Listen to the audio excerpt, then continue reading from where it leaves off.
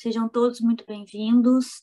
Eu sou Rafaela Peixoto, eu sou procuradora aqui do município de Porto Alegre e coordenadora substituta do CEDIM, e vamos dar início a mais um ciclo de debate sobre direito antidiscriminatório.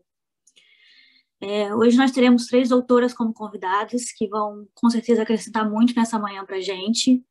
Nós teremos a doutora Estefânia Barbosa, que é professora do mestrado e doutorado da Universidade Federal do Paraná, e é doutora em Direito pela PUC também do Paraná. A doutora Estefânia vai falar sobre constitucionalismo feminista. Nós também teremos a doutora Heloísa Câmara, que também é professora da graduação e pós-graduação da Universidade Federal do Paraná, e a doutora Heloísa também é pesquisadora do Centro de Estudos de Constituição. E ela falará sobre retrocesso democrático e gênero. E, por fim, nós teremos a doutora em Direito Civil pela UERJ, professora da PUC-Rio e membro da Comissão de Proteção de Dados e Privacidade da OAB do Rio de Janeiro, a doutora Caitlin Mulholland, que falará sobre dados, gêneros e IA. Hoje, a nossa mediação será feita pela nossa coordenadora de comunicação aqui da PGM, a Sandra Denardim. Eu não vou me alongar muito, eu agradeço a presença das 3 doutoras aqui no nosso evento, que seja uma manhã muito proveitosa para todos nós, sejam muito bem-vindas, e eu já vou passar a palavra para a doutora Estefânia para fazer suas considerações. Então, todos um bom dia e que seja um evento proveitoso para todos nós. Bom dia a todos e todas, obrigada, doutora Rafaela, agradeço o convite do doutor Rafael Ramos, fico feliz aqui em compartilhar essa manhã, especialmente com a minha amiga e parceira aí, do Direito Constitucional, professora Heloísa Câmara, trabalhamos juntas no mesmo Centro de Estudos na Universidade Federal do Paraná. É um prazer também conhecer a professora Caitlin, cumprimento os demais membros aqui participantes. Eu vou falar um pouquinho e vou compartilhar uma apresentação sobre constitucionalismo feminista. Na verdade, é um termo que começou a ser utilizado por professoras canadenses há alguns anos. Professoras em outros países começaram os estudos feministas na área do direito, né? Então, você com vários centros de estudos feministas, e isso, né, a gente começou a repensar, porque você tem momentos em que você acredita na neutralidade no direito, ou no espaço também das mulheres no direito, mas a gente vai percebendo que os espaços foram feitos por homens, e que o direito também foi construído por homens. Então, eu vou compartilhar aqui, deixa eu ver se eu consigo fazer. Vocês já estão vendo a tela. Então, primeiro a questão de gênero, né? A gente fala do constitucionalismo feminista, a tentativa de pensar uma perspectiva de igualdade de gênero a partir dos temas do direito constitucional, mas lembrando que a questão de gênero, ao contrário do sexo biológico, ela faz parte de uma construção da atribuição e significação das relações de poder, impondo papel às mulheres ao longo da história, né? E o direito fez parte dessa construção de gênero, né, supondo uma neutralidade, mas sabendo que o direito ele solidifica as relações de poder, o patriarcado, as relações de desigualdade, os estereótipos e as situações discriminatórias também. Então, muitos estereótipos foram construídos aí ao longo da história. A sociedade reproduz estereótipos e discursos relativos ao papel das mulheres. O direito naturaliza esse papel, então ainda é muito recente os movimentos, ainda são muito recentes os movimentos feministas. A gente tem uma nova onda feminista mundial, mas a professora Heloísa vai falar aí da onda também de retrocesso e antifeminista. Esses estereótipos, eles são trabalhados em alguns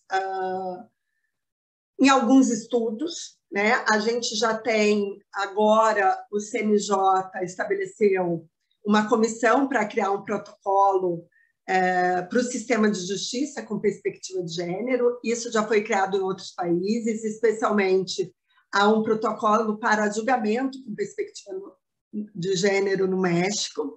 Esse protocolo vai trazer algumas questões que devem ser colocadas até para você perceber a discriminação já naturalizada. Então, em processos de direito de família, por exemplo, a manutenção econômica da mulher pelo ex-marido, do qual se divorcia, constitui uma medida injusta, já que enquanto o homem trabalhava, a mulher ficava em casa. As mulheres que sofrem violência de seus companheiros são responsáveis do que lhes acontece, já que não denunciam a violência e continuam vivendo com eles. As mulheres são vítimas de violência sexual por suas roupas ou linguagens corporais, aí o movimento da Marcha das Vadias e ainda essa repetição, porque há um estereótipo também em situações de aborto que só prevêem, de aborto não, de violência sexual, de estupro, em que só prevê o estupro para a mulher comportada que está andando num lugar ermo e que é atacada, mas não o estupro em outras situações, né? De meninas que saem, que bebem, que estão dançando, de que elas teriam provocado. Mulheres desempenham melhor atividades de secretárias, inclusive no ambiente acadêmico, muitas vezes, né? Naturalmente, essas atividades de secretária são nos dadas em grupos. Uma mulher não deve trabalhar porque se descuida de seu papel de mãe e dona de casa. Então, quantas vezes nós ouvimos essas perguntas ou ouvimos afirmações em relação a isso? Então, a ideia do constitucionalismo feminista é possibilitar uma inclusão de uma perspectiva de gênero no direito constitucional, com a finalidade de explorar e desafiar a relação entre direito constitucional e feminismo por meio de um feminismo. Lógico que isso pode se dar em diferentes temas do direito constitucional. Então, aqui, essa foto é da PEC 181, que tentou estabelecer uma alteração, não foi aprovada, mas a proposta estabelecer a alteração no caput do artigo 5º para estabelecer o direito à vida a partir da concepção, numa comissão formada por 18 homens e uma mulher. E isso é tema de direito constitucional, sim, porque a questão da representação política, a quem cabe falar sobre direitos das mulheres, cortes ou legislaturas devem decidir temas sobre aborto, né? Quem deve tomar a decisão política? O parlamento, esse legislativo formado na sua maioria por homens, com bancadas religiosas, né, que tem na sua visão o antifeminismo, a anti-igualdade, um papel de subordinação da mulher e, portanto, contrário também à Constituição, à ideia de igualdade e liberdade das mulheres na Constituição. Então, quem seria o órgão político, né? Cortes ou parlamentos? Outra questão também pode ser retomada a partir do constitucionalismo feminista as constituintes. A gente vê agora o movimento do Chile, a gente poderia fazer a pergunta se a Constituição brasileira busca proteger as mulheres. Ela é uma Constituição bastante avançada em direitos das mulheres, embora tenha tido pouca participação feminina na nossa Constituinte, cerca de 26 deputadas e nenhuma senadora constituinte na época.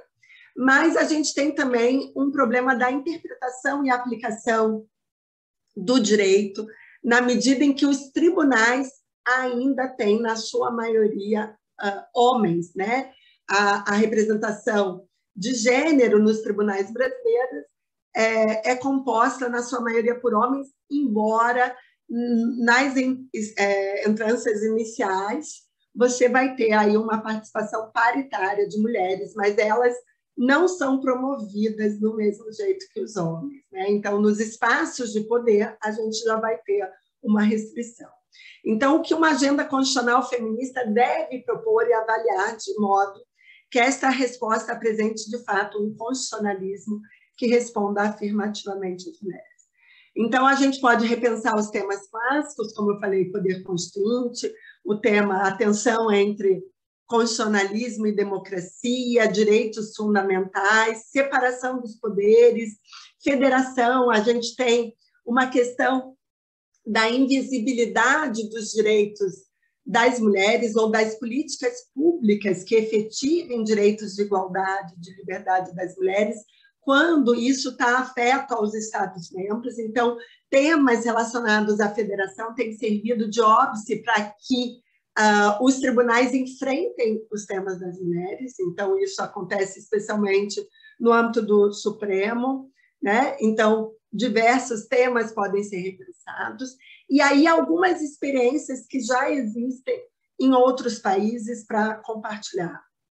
The Women's Court of Canada é um projeto de professoras canadenses que vão reescrever as decisões da Suprema Corte do Canadá com uma perspectiva de gênero. Então, a tentativa de uma reescrita para justamente demonstrar como uma perspectiva de gênero poderia levar a um resultado diferente e ampliar a proteção dos direitos das mulheres. No mesmo sentido, em outros países, eles chamam esse mesmo tipo de projeto de judgments feminists, né? Então, ao invés de somente criticar, também vão fazer a reescrita. Aqui eu trago, né, o tema da Constituinte Paritária do Chile.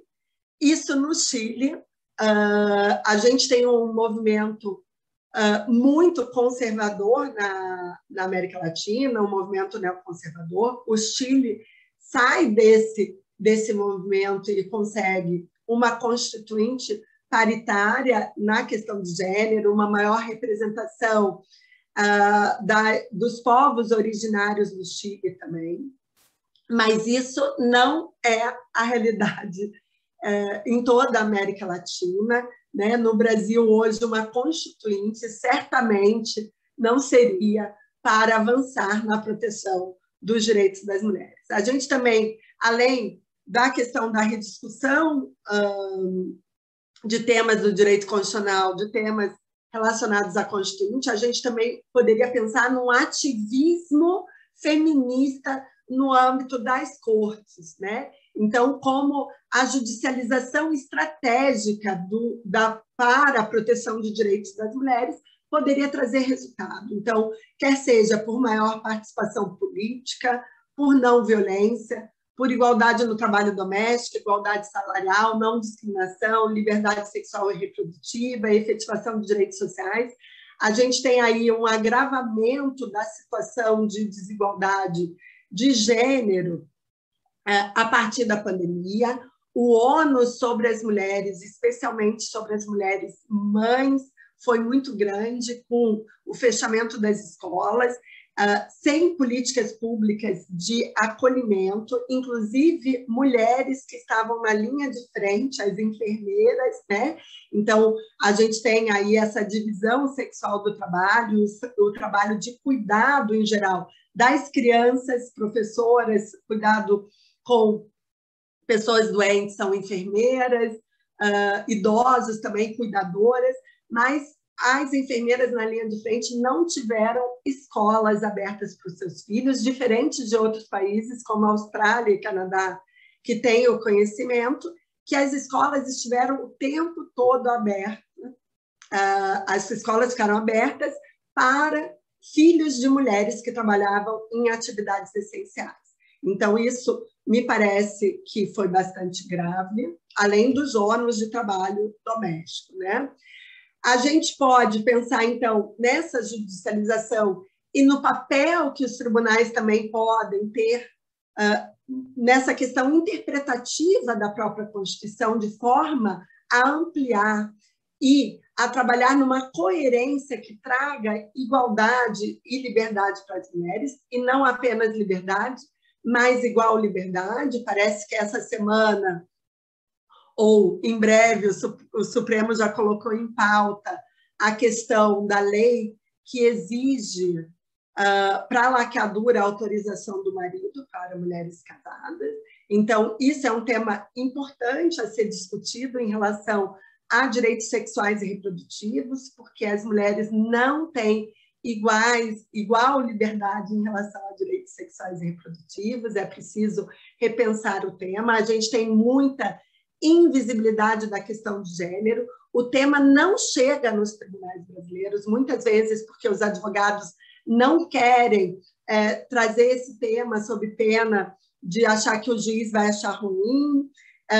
Teve uma pesquisa de uma aluna na Justiça do Trabalho que foi pesquisar a questão de desigualdade salarial e a questão de equiparação salarial. Os casos na Justiça do Trabalho do Paraná, no TRT da 9ª Região, só apareciam os casos de equiparação salarial normal, nenhum caso no viés da discriminação de gênero ou que tenha sido alegado a desigualdade de gênero, sendo que nos dados estatísticos a gente tem uma desequiparação grande. A gente precisa de uma mudança da interpretação para assumir uma justiça de gênero. A gente tem trabalhado em grupos interinstitucionais e já tem decisões, por exemplo, na área do direito previdenciário, reconhecendo um papel econômico para as trabalhadoras rurais, que normalmente trabalham o mesmo que o marido, mas só o marido consegue um vínculo para fins de aposentadoria. Então, tem tido algumas decisões trazendo essa perspectiva, a perspectiva do constitucionalismo feminista. É natural que haja também o uso do direito estrangeiro, do direito comparado, para essa migração de ideias constitucionais, especialmente, né, dos países mais desenvolvidos, embora seja uma discussão no direito comparado, se a gente deve olhar o sul global e países que sejam mais próximos do ponto de vista econômico, político e social. Eu diria que, no âmbito dos direitos das mulheres, devemos olhar aqueles que ampliam a proteção dos direitos das mulheres, independente, né, de que país eu estou usando o precedente e não vou reproduzir de países extremamente conservadores, onde a situação da mulher ainda se encontra reduzida ao espaço privado.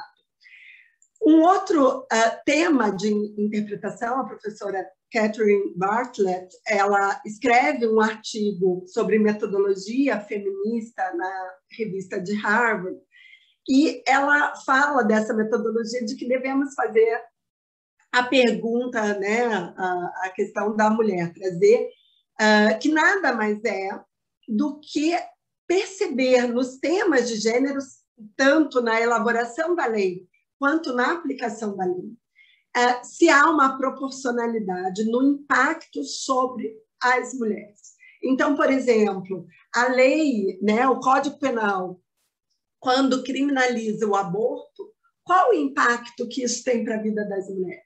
Qual o impacto que isso tem para a vida dos homens? O impacto na vida das mulheres e na vida dos homens é proporcional? Na Previdência, eu falei do exemplo da trabalhadora rural, mas a discussão da reforma da Previdência, quando exige o mesmo tempo de carência para as mulheres, é muito grave. O impacto sobre as mulheres, quando a gente altera regras de pensão por morte, ou nesse impacto de carência, é muito maior sobre a vida das mulheres. Por quê? Porque a maioria das mulheres só consegue se aposentar por idade, não conseguem se manter estáveis durante todo o período laborativo. Então, é preciso uma perspectiva de gênero. Pensão por morte, eu não sei se todos vocês, né, viram o que a reforma da Previdência traz sobre as alterações na pensão por morte, na redução, na impossibilidade de alguns acúmulos, e isso vai impactar na vida das mulheres, já que são mulheres o maior número de pensionistas na Previdência Social. Então, deve-se questionar essa integridade e proporcionalidade, né, em políticas públicas para as mulheres.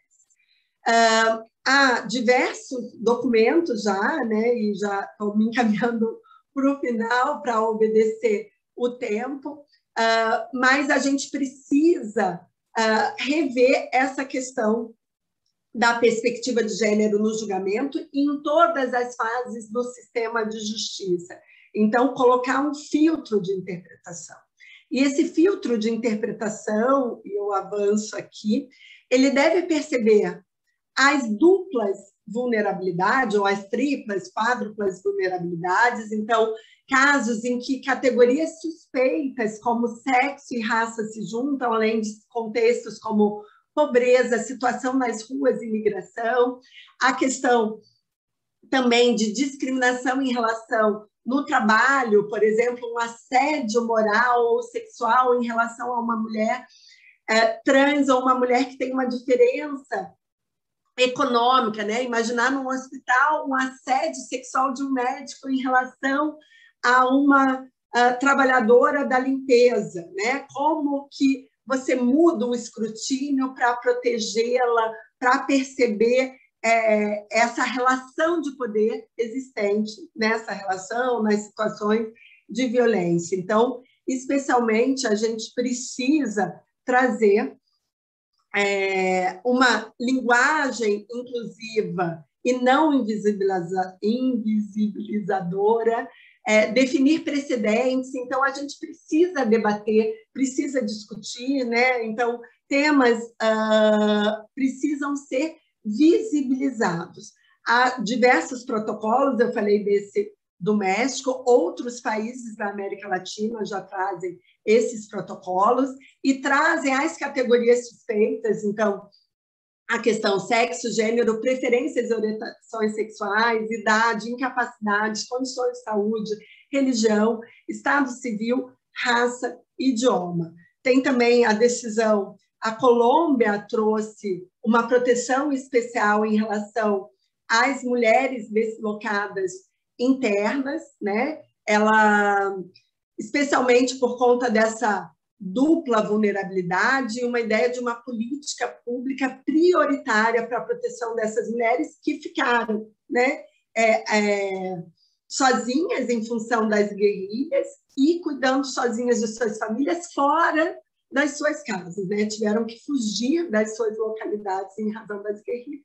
Então, é importante a experiência comparada para trazer essas ideias. Eu recomendo muito a leitura. Depois eu posso colocar aqui no chat o protocolo com perspectiva de gênero do México. Ele traz, desde o âmbito do direito internacional, a tentativa de retirar esses estereótipos e trazer alguns alertas vermelhos em situações específicas em que há uma relação de poder desigual entre homem e mulher.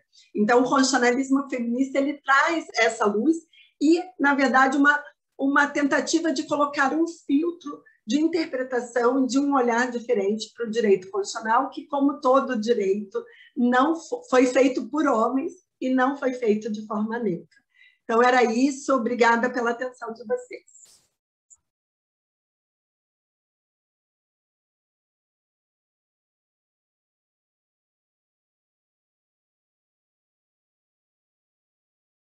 Muito obrigada, professora e doutora Estefânia. E, de imediato, então, passamos a palavra à doutora Heloísa Câmara, que vai nos falar sobre retrocesso democrático e gênero. Certo, muito obrigada. Um bom dia, uma boa manhã gelada para todos nós, para todas nós.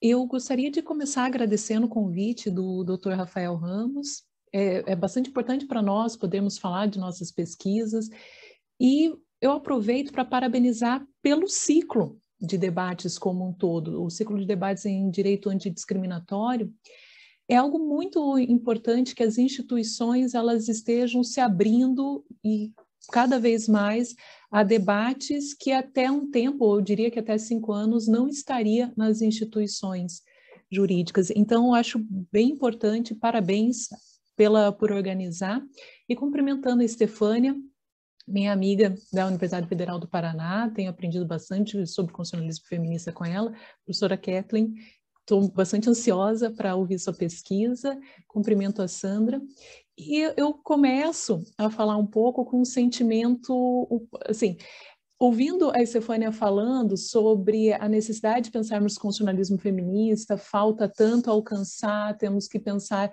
com esse marcador, eu chego meio com a minha fala é anticlimática, eu começo com anticlímax, nem alcançamos, nem avançamos o suficiente, tem várias projeções da ONU falando que demorariam muitos anos, décadas, centenas de anos para termos igualdade, e eu falo, nem chegamos, já estamos voltando. Então, é um pouco um sentimento de pesar, mas que eu acho que é importante ser dito porque nos afeta homens e mulheres, claro que de maneiras diferentes, mas nos afeta muito fortemente. Então, eu vou falar para vocês hoje sobre, assim, eu vou dividir minha fala em 3 momentos principais.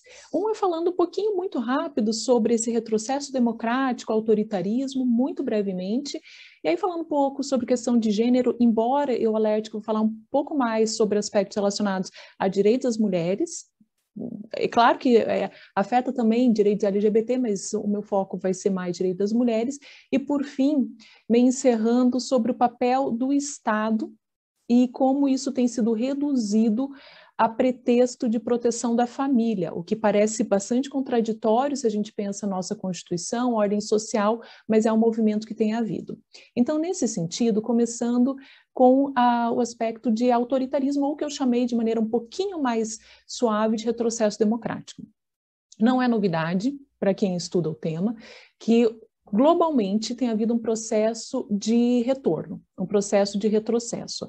Eu cito como exemplo o relatório do ano passado, mas já tem o relatório deste ano também que confirma essa tendência do VIDEM, que é um centro de estudos que fica na Suécia, é um dos centros que fazem relatórios sobre qualidade da democracia de maneira mais ampla, porque analisa diversos fatores, não só aqueles tradicionais sobre questão eleitoral, igualdade, mas são muitos fatores, e tem percebido o seguinte, nós estamos numa terceira onda de autocracia.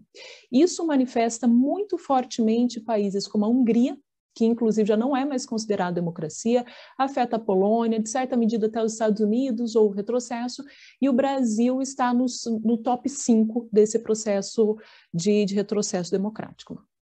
Quando eu falo retrocesso democrático, eu estou me referindo tanto à questão das liberdades básicas, então liberdade de manifestação afeta, embora até esse momento, felizmente, não é o centro, questão eleitoral, mas manifesta liberdade de expressão, direitos, igualdade, aumento de violência política, isso tudo bastante mapeado.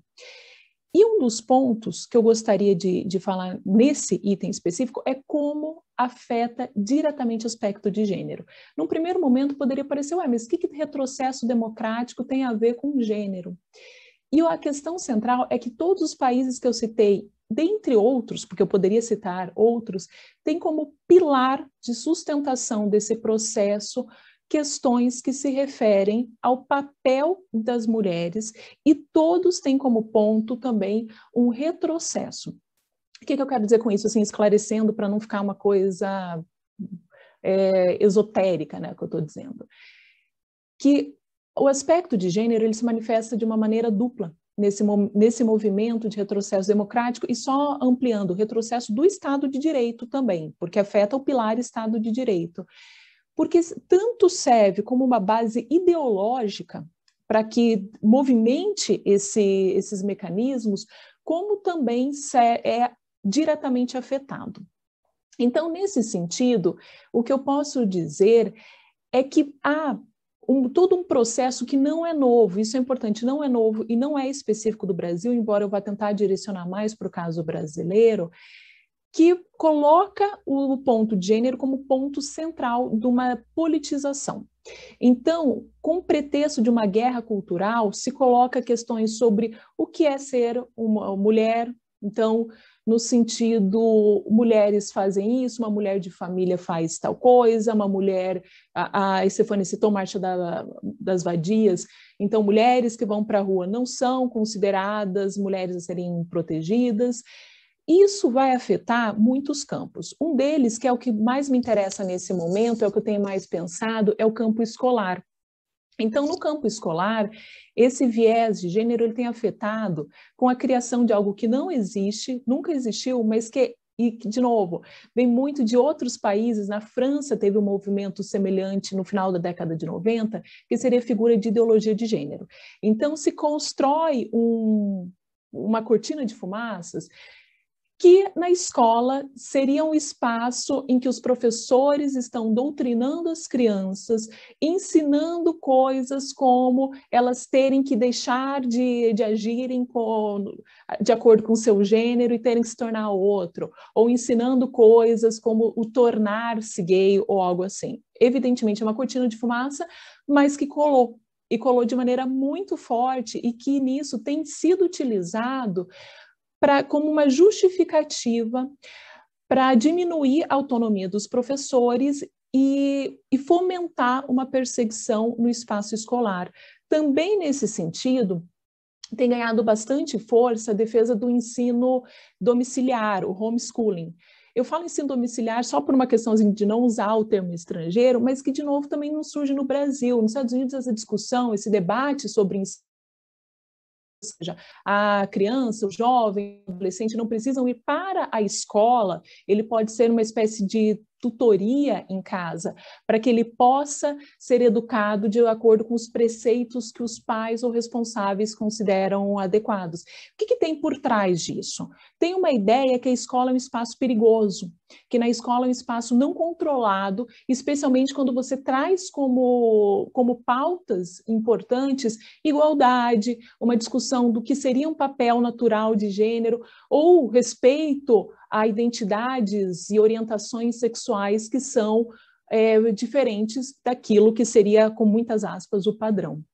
Mas isso não é somente, isso não afeta somente o espaço e o campo educacional. Então, na saúde pública, nós temos, um dos pontos centrais é a negação de direitos sexuais e reprodutivos e o incentivo a um Estado policial. Como assim? A ideia é que mulheres que ousam falar e defender liberdade do ponto de vista de direitos sexuais e reprodutivos são ruins. Então, o ataque ele costuma ser muito pessoalizado, né? A defensora do aborto, e a resposta a quaisquer questões que vêm nessa área costuma ser de um Estado policial. Então, direito penal, prisão ou, pelo menos, ameaça à prisão. Nós vimos isso muito forte no Brasil, naquele momento terrível, no qual aquela criança de 10 anos que engravidou decorrente de estupros, de abusos reiterados no espaço doméstico, o tratamento que foi oferecido a ela pelo Ministério e assim das instituições estatais era um tratamento de perseguição por exercer o direito à interrupção da gravidez, que a propósito colocava a vida dela em risco. Mas para além desses dois campos, a perseguição, esse viés de gênero vem em vários sentidos. Então a arte, vocês devem se lembrar, há uns 2, 3 anos, talvez um pouco mais, o Queer Museu, como que houve toda uma... Inclusive em Porto Alegre, vocês devem saber disso muito melhor do que eu a propósito. Houve toda uma perseguição e uma criação de uma neurose coletiva, no qual a arte, ela seria uma arte que seria utilizada como uma maneira de corromper a infância. Então todo esse viés que, no fundo, se assemelha demais ao que aconteceu no nazismo, né? Que algumas manifestações artísticas eram carimbadas como arte degenerada e que, portanto, não eram aceitáveis. Enfim, então o que nós temos é que, se nós formos observar o que tem acontecido em vários países, aqui eu quero verticalizar para o Brasil, algo que une esse retrocesso que tem acontecido é o ponto de gênero. Então pode parecer algo periférico quando a gente pensa no sentido mais amplo, que é ambiental, que é a diminuição das liberdades, mas o gênero ele é um fio condutor desse processo. E, de novo, quero ressaltar algo que a Estefânia já trouxe, eu acho fundamental, que o impacto desse retrocesso ele é desigual, ele afeta mais diretamente mulheres, especialmente meninas. Pois bem, então, nesse sentido, o que nós vemos de maneira geral e que acaba sendo combustível desse processo? O uso de uma retórica saudosista, e a retórica saudosista, no aspecto gênero, ela serve para falar o seguinte: Mas as mulheres hoje, elas querem demais. Na minha época, sempre a minha época como algo imaginado, né? O passado, nesse sentido saudosista, ele nunca é o passado real, ele é um passado idealizado. Então, na minha época, as mulheres cuidavam mais dos seus filhos. Isso é muito utilizado para explicar, inclusive, questões relacionadas à pobreza, que culpa pela pobreza a mulher, porque não seria capaz de criar os filhos, não dá educação ou algo assim. Uma noção de ordem, né? A família que é composta por homem, mulher e os filhos, a família que daria uma ordem. Na minha época, no meu tempo, um jovem não falaria assim. Então, sempre os elementos vão se conectando também. Além disso, uma noção, aquela que você já deve ter ouvido em vários aspectos, eu até aceito gays, eu até aceito, mas tem que ser discreto. Então, também já puxa com essa noção tradicional.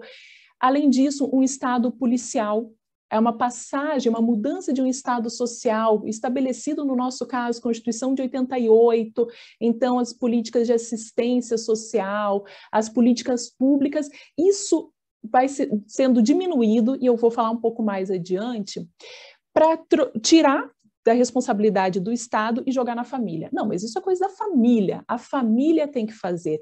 Eu queria, nesse ponto, ressaltar, até no aspecto da pandemia, que já foi falado anteriormente, que uma das falas é, assim, no começo, quando se discutia lockdown ou não lockdown, não, vocês podem sair, e aí defendia uma coisa inexistente, que é um tal do lockdown vertical, ou seja, sai alguns, outros não, como se no Brasil as famílias, elas não convivessem, especialmente nas famílias mais pobres, que muitas vezes convivem com seus idosos na mesma casa, né? Eu lembro uma das frases que foi mais ou menos o seguinte: não, as famílias têm que cuidar de seus idosos, a economia tem que continuar, a família tem que cuidar de seus idosos. Ou seja, não é o Estado que tem que pensar em políticas públicas para os idosos, não é o Estado que tem que pensar em políticas públicas para a saúde, é a família. Então, se alguma coisa falhou, não é o Estado. Nós já sabemos a quem culpar, assim, tornando privado isso. Uma pauta também se comunica com uma pauta armamentista, que vocês devem saber, que aumentou muito e via decretos nos últimos anos. E como que a pauta armamentista tem a ver com gênero? Vocês poderiam me perguntar. Ora, quando falam sobre violência contra a mulher, normalmente a resposta nesse sentido é: mas se a mulher tivesse arma, ela poderia se defender. Como se não aumentasse, como diversos estudos mostram, a existência de arma em casa faz com que seja mais provável que a mulher seja morta, não que ela consiga se defender. Enfim, então, o ponto gênero vai costurando essas diversas manifestações autoritárias. Agora, isso não começou hoje e não começou ontem, e não começou no Brasil. E esse ponto que eu queria puxar um pouquinho, que é esse chamado novo conservadorismo. Para alguns, aqui eu cito um livro da Marina Basso Lacerda, ele é herdeiro do movimento norte-americano que começa no governo Reagan e que tem também sua base, começa nesse governo, um retrocesso aos direitos relacionados a gênero. Então, esse movimento ele vem desde a década de 80.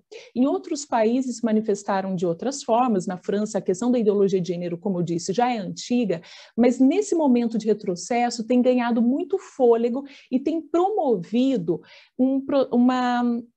uma política de acordo entre esses países. Então, nesse sentido, eu queria citar um acordo que houve entre Brasil, Estados Unidos, Turquia, Polônia, que estão se unindo num movimento, ironicamente, antiglobalista, então um movimento internacional que une países autoritários, mas todos eles com um discurso antiglobalista, que tem se unido para proteger, ou melhor, para cercear os direitos relacionados a gênero. Então, um deles, ele ficou conhecido, ele foi chamado de Declaração do Consenso de Genebra, que é um acordo que une Brasil e Estados Unidos, o Egito, Hungria, Indonésia e Uganda. Então, vocês percebam que nós não estamos falando em ampliação de direitos. Eu acho que só a menção aos países talvez já dê uma noção disso. O objetivo é promover o direito à vida.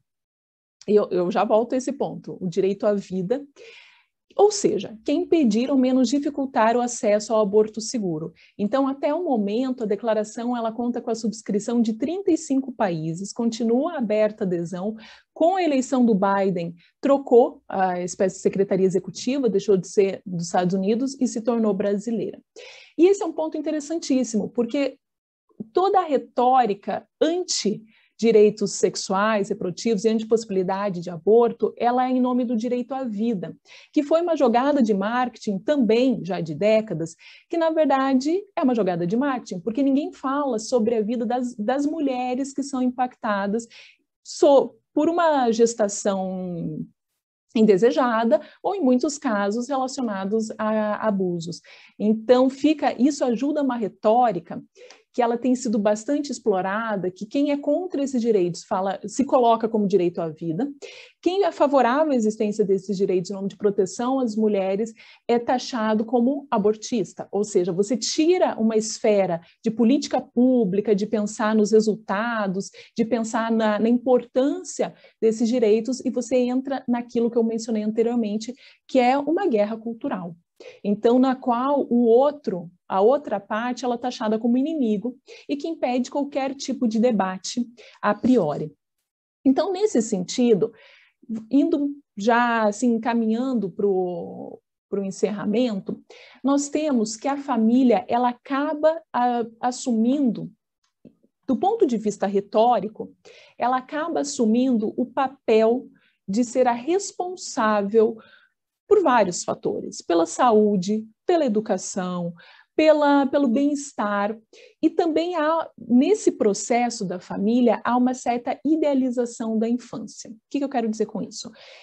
Quando eu falo a família acaba sendo colocada como responsável, isso se dá ao mesmo tempo que as políticas públicas são esvaziadas.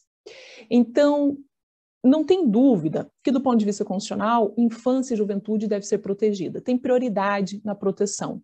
O Estatuto da Criança e do Adolescente é um marco fundamental para isso. Só que quando se fala uma idealização, uma proteção da infância, nós não estamos falando de algo concreto. Bom, nós temos crianças que não têm acesso a oportunidades, então vamos pensar como chega, como se mantém nas escolas, como que evitamos o trabalho precoce, como que se evita abusos sexuais, por exemplo, dentre várias questões que afetam diretamente esse público. Não é assim que a coisa funciona. Se coloca, a família tem que proteger.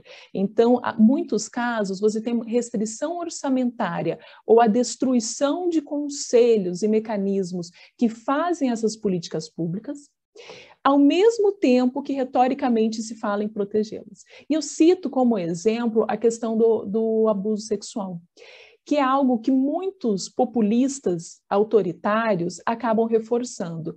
Então, sempre você coloca a outra parte como o pedófilo ou alguém que estimula a pedofilia.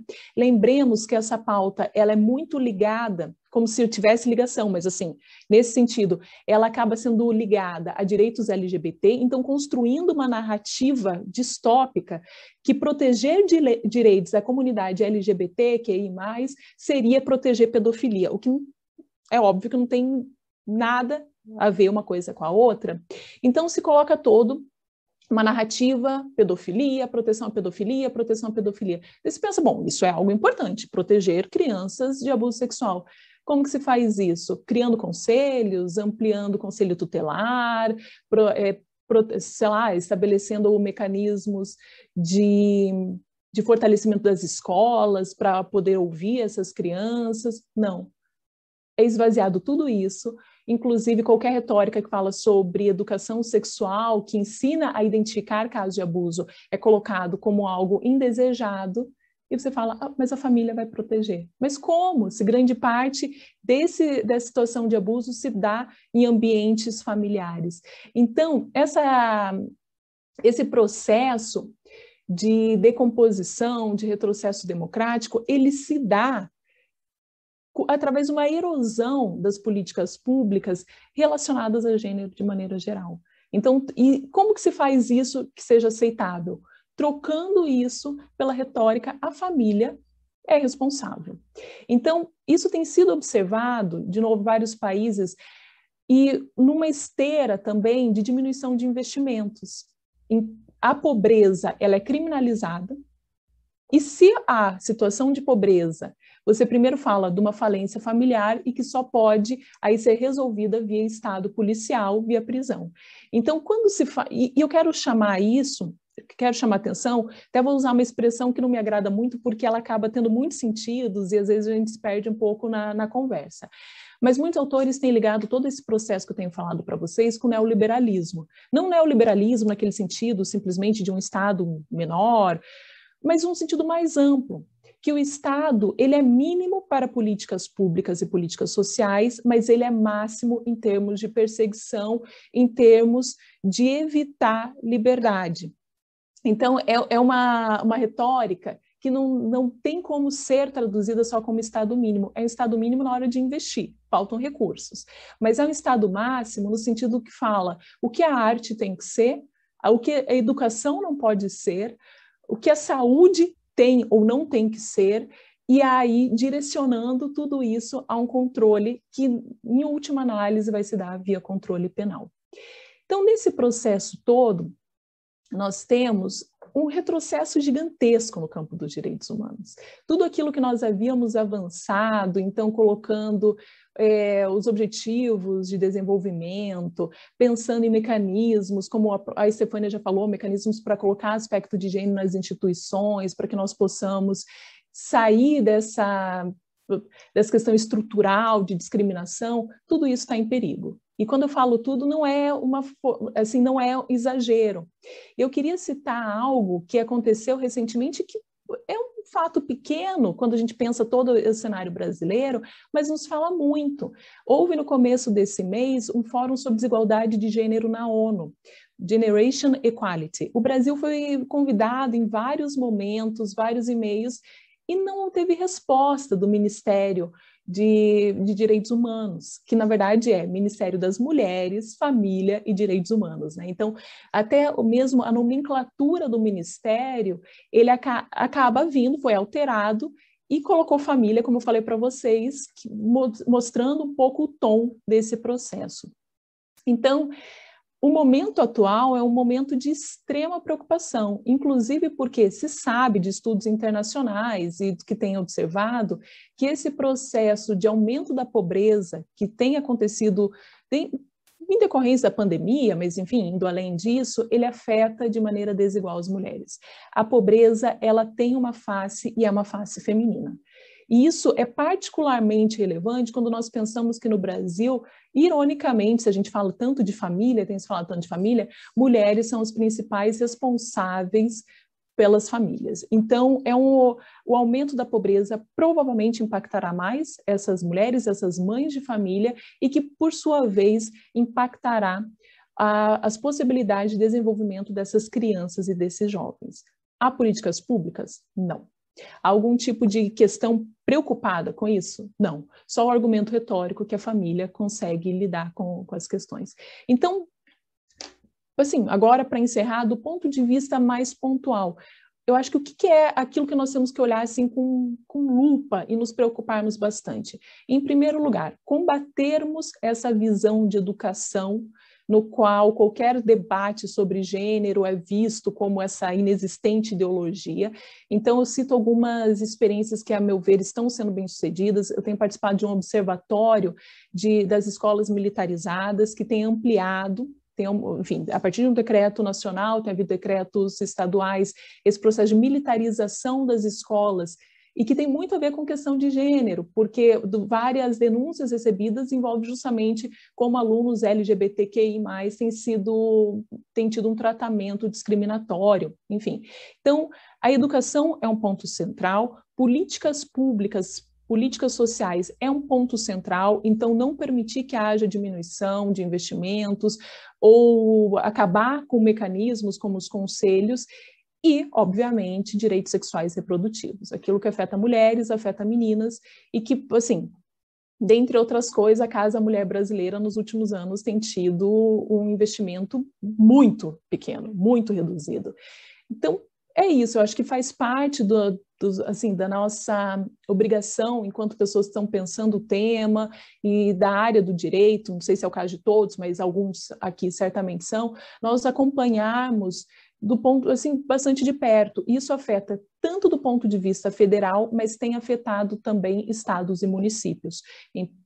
É um processo bastante coordenado, mas ao mesmo tempo bastante horizontalizado do ponto de vista federativo. Então, assim, algumas pautas que eu acho bastante relevantes que nós possamos manter atenção. É isso, eu acho que eu passei uns poucos minutos, peço desculpas, agradeço novamente a oportunidade de nós conversarmos sobre isso e depois espero que caso haja perguntas, enfim, me coloco à disposição. Obrigada. Muito obrigada, doutora Heloísa Câmara, excelente a sua explanação. Vamos dar sequência, então, né, com a doutora Caitlin Mulholland, que vai nos falar um pouco sobre a questão de gênero e da proteção de dados e inteligência artificial. Eu queria muito agradecer ao Rafael e a Daniela, que vou colocar aqui meu timer, e a Daniela Cravo, que se encontra aqui na sala também, pelo convite de participar desse evento.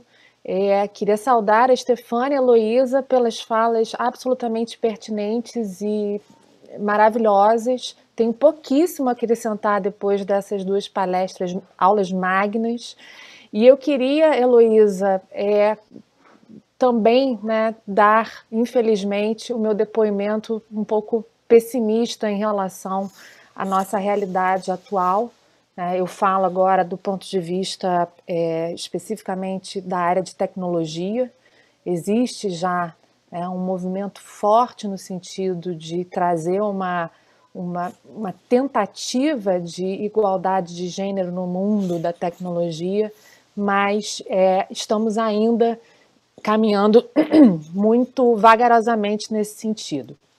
Então, a ideia da minha fala de hoje é trazer para vocês, vou fazer aqui compartilhamento da tela, é trazer para vocês um debate sobre inteligência artificial e inclusão, trabalhar um pouco com a ideia da utilização de dados como mecanismo de dados, né, na inteligência artificial, como mecanismo de exclusão de mulheres. Vou falar, como a Heloísa e a Stefânia mencionaram, vou falar exclusivamente da questão feminina. O Daniel Pinheiro, se eu não me engano, fez uma palestra já tratando de questões LGBTQIA+. Então, eu não vou entrar nesse debate, vou falar especificamente sobre questão feminina, o uso de dados como uma maneira de impedir o acesso às mulheres ao conhecimento específico, a proteção dos direitos fundamentais relacionados ao gênero e à igualdade de gênero, por conta do uso de dados e do desenvolvimento de sistemas de inteligência artificial que, na sua natureza, são excludentes, e tentar trazer ao final da minha fala um facho de esperança, como diz a música, né? Uma tentativa de um otimismo em relação ao nosso caminho a ser trilhado, que ainda é bastante árduo, mas quem sabe já estamos começando a debater o tema e possivelmente poderemos, através da tecnologia mesmo, trazer algum tipo de esperança nessa igualdade, na busca dessa igualdade, pelo menos, né? Bom, eu começo a minha fala com uma frase, na realidade, de um não jurista, que é o Yuval Harari, naquele livrinho pequenininho, 21 lições para o século XXI, em que ele reconhece que algoritmos, né, ou seja, uma técnica específica matemática utilizada como insumo no desenvolvimento de sistemas de inteligência artificial, como os algoritmos e os dados podem criar verdadeiramente uma ditadura digital, e já vem criando essa ditadura digital, vide, né, o que nós estamos vivendo hoje no nosso país, em outros estados também, no que diz respeito à utilização em massa de redes sociais para disseminação de notícias falsas, desinformação, enfim, que é uma forma de minar a nossa democracia, o Estado Democrático de Direito, mas, de fato, nós estaríamos vivendo esse momento da criação de ditaduras digitais no sentido de manter exclusivamente na mão de entidades privadas que tratam dados de maneira massiva e, portanto, né, a gente está falando aí de uma, como diz o Harari, de uma minúscula elite, que a gente vai resumir aí em 2 locais muito específicos, o Vale do Silício e a China, né, que agora o embate não é mais geopolítico, né, é econômico datificado, se a gente puder usar essa expressão. E aí essa exploração desses dados, né, pessoais pode vir a gerar e já vem gerando uma situação bastante peculiar, que é o fato de que as pessoas se tornam irrelevantes no que diz respeito ao exercício de direitos fundamentais e no exercício da própria democracia. É como se a gente tivesse, como não, né? Nós temos um poder paralelo, poder econômico e um poder político paralelo que poderiam levar aí a a consideração da irrelevância da pessoa, né? Do humano no que diz respeito ao exercício desses direitos. Então, infelizmente, eu começo a minha fala de hoje com uma frase um pouco não, né? Totalmente pessimista. Bom, a gente vive hoje, né, uma evolução, eu uso o termo homo aqui não como homem, mas como humano, eu preciso deixar isso bastante claro. A gente vive, de fato, um momento em que o corpo físico se relaciona com o corpo virtual ou corpo digital de maneira absolutamente fundamental. Se há poucos anos, né, a gente tratava o ser humano, né, como corpo físico, né, a proteção de um direito fundamental da pessoa humana enquanto integridade física e integridade, obviamente, também, né, intelectual e existencial, hoje, ao lado dessa consideração, nós temos também o ser humano virtual, o ser humano digitalizado por meio dos seus dados pessoais. Então, hoje, né, se a gente falava alguns anos atrás, né, do direito de ir e vir, né, do direito do habeas corpus, né, como uma medida de manutenção desse direito de ir e vir, hoje a gente tem, né, nós temos já há algum tempo o habeas data, e esse habeas data, de fato, é um instrumento que a gente pode renovar ou reconsiderar como uma forma de proteção desses dados pessoais. Mas é importante que a gente considere que o ser humano hoje tem uma relevância, né? O corpo virtual, ele tem um corpo digital, isso é uma expressão de outros, né? O Stefano Rodotà, que é um professor, que é meu marco teórico, é um professor que trata muito fortemente desse conceito de corpo digital, mas o fato é que hoje o corpo digital ele toma uma relevância, né, extremamente importante no que diz respeito à proteção de direitos fundamentais. Então, como é que funciona? Eu peço desculpas de novo pelo meu pessimismo, mas pelo menos tem um robozinho com uma cara bonitinha, né, com um coraçãozinho. Mas como é que funciona hoje, né, os sistemas de inteligência artificial? E, resumidamente, são vários conceitos que a gente pode usar a respeito da inteligência artificial, mas, basicamente, inteligência artificial é um sistema, é um software, é uma programação que utiliza dados, sejam eles pessoais ou não, que por meio dos quais é possível a tomada de decisões pela máquina, simulando de uma forma, obviamente, bastante diferente, né, do que diz respeito à produção intelectual humana, mas simulando o que seria alcançável pelo raciocínio humano se fosse dado a ele a oportunidade de processar uma quantidade grande de dados. Tá? Então, a gente tem dentro da inteligência artificial, né, os insumos que são utilizados na programação da inteligência artificial, para se chegar a um resultado adequado, parênteses, né, o resultado adequado seria uma previsão, uma predição, uma tomada de decisão no que diz respeito a uma determinada política, por exemplo, né, a gente tem, pegando um pouco a fala da Heloísa, né, a gente tem a utilização de sistemas de inteligência artificial para a implementação de políticas públicas, altamente criticável, mas já desenvolvidos, né? Mas, enfim, então os insumos que são utilizados são os dados pessoais ou de outra natureza e as fórmulas matemáticas que a gente conhece, a gente tem ouvido falar, né, utilizado o termo algoritmos. Então, esses dois insumos servem para que a inteligência artificial venha a produzir ou a tomar uma determinada decisão. Tá? E aí a gente tem uma questão de alta relevância, que é o fato de que, se a gente está falando de um sistema que vai ser alimentado por fórmula matemática e por dados, quem produz a fórmula matemática e quem imputa, desculpe o termo americano, inglês, né, mas eu acho que é um termo técnico importante, né, quem imputa esses dados num sistema tem um grande poder de influenciar os resultados alcançados, porque afinal de contas a inteligência artificial ela não absorve dados do ambiente, mas ela é alimentada por dados e fórmulas matemáticas que são desenvolvidos por seres humanos. Seres humanos esses que têm na sua própria estrutura, né, obviamente, questões culturais, questões previamente reconhecidas como enviesadas, preconceituosas, visões de mundo que são muito restritas, enfim. Então, todos esses elementos que fazem parte da constituição do ser humano enquanto cultura, inserido numa sociedade enquanto cultura, são levados também para a tecnologia.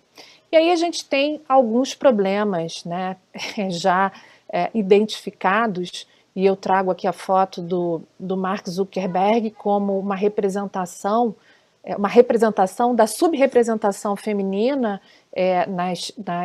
no desenvolvimento, né, de tecnologia, nas TICs, né, e o Mark Zuckerberg é a representação absolutamente verdadeira do que é o programador, o sujeito, né, que desenvolve esses sistemas, essas programações de inteligência artificial, é o sujeito que é responsável, portanto, ao fim e ao cabo, pelos resultados que são alcançados e que são previstos, né, pela máquina. Tá?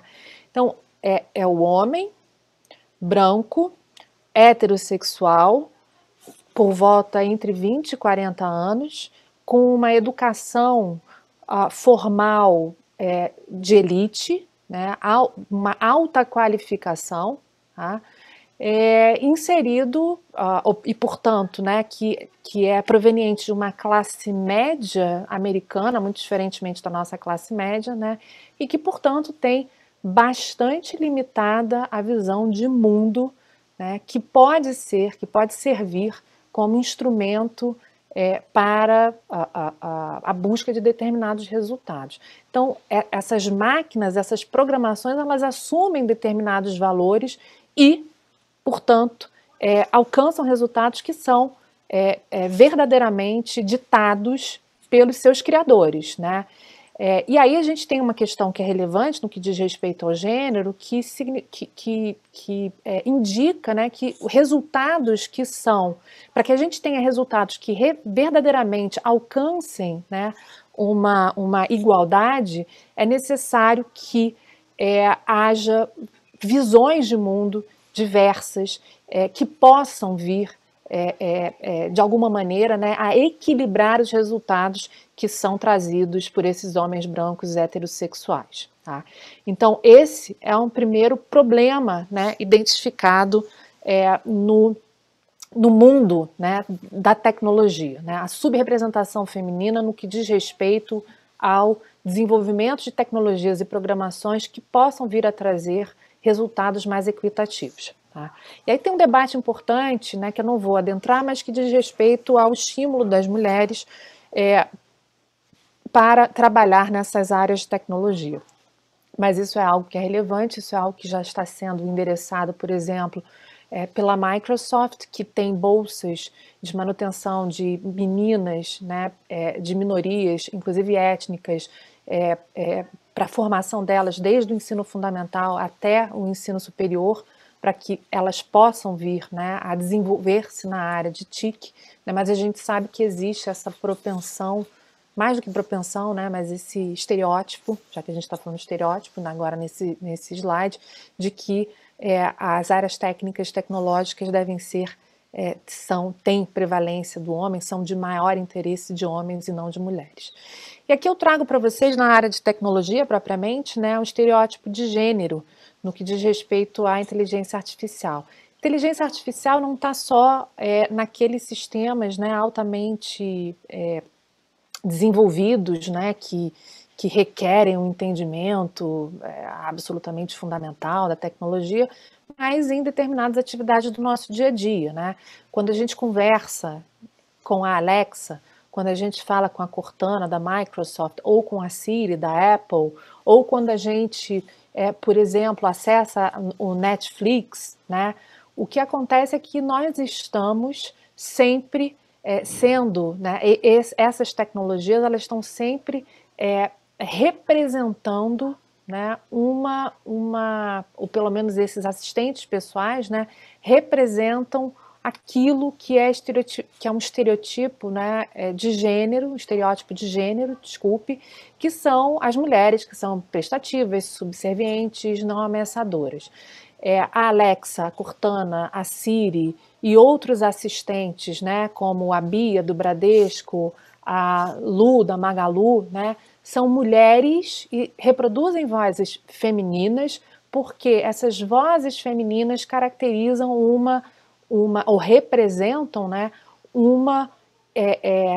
ou reproduzem, né, um estereótipo de gênero que é a consideração da mulher como a secretária, como bem mencionou a Stefânia na sua fala, né? A mulher que é prestativa, que é subserviente, que não é ameaçadora, que não contradiz, que não é dialógica, né, no sentido de debate de igual para igual, mas simplesmente atende a determinados mandamentos, né, determinadas ordens que são dadas, né, por qualquer pessoa.